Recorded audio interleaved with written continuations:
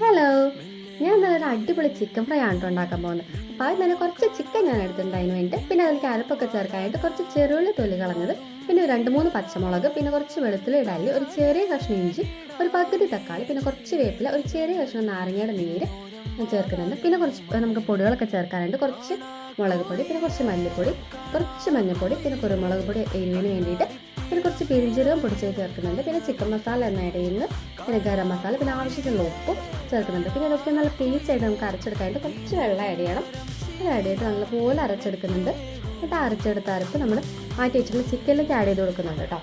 പിന്നെ കുറച്ച് മൈദപ്പൊടി അതിലേക്ക് ഇട്ട് കൊടുക്കുന്നുണ്ട്. വേണമെങ്കിൽ ഇട്ടാൽ മതി, നിർബന്ധമൊന്നുമില്ല. എന്നിട്ട് നല്ലപോലെ കൈ കൊണ്ട് നല്ലപോലെ മിക്സ് ചെയ്ത് കൊടുക്കുന്നുണ്ട് കേട്ടോ. നല്ലോണം മിക്സ് ചെയ്ത് കുറച്ച് നേരം നമുക്ക് റെസ്റ്റ് ആയിട്ടൊന്ന് ഫ്രിഡ്ജിലേക്ക് വയ്ക്കാം. ഒരു 10-15 മിനിറ്റ് വെച്ചാൽ മതി, കുഴപ്പമൊന്നുമില്ല.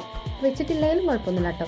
പിന്നെ അതിന് ശേഷം നമ്മൾ ചീഞ്ചട്ടി എടുത്ത് അടുപ്പത്ത് വെച്ചിട്ടുണ്ട്. തീയൊക്കെ കത്തിച്ച് വറുക്കാൻ ആവശ്യമുള്ള വെളിച്ചെണ്ണ ഒഴിച്ച് കൊടുത്തിട്ടുണ്ട്. നല്ലപോലെ ചൂടായി വരുമ്പോൾ നമ്മൾ മാറ്റി വെച്ചിട്ടുള്ള ആ ചിക്കൻ കുറച്ച് കുറച്ചായിട്ട് ഇട്ട് കൊടുക്കാം.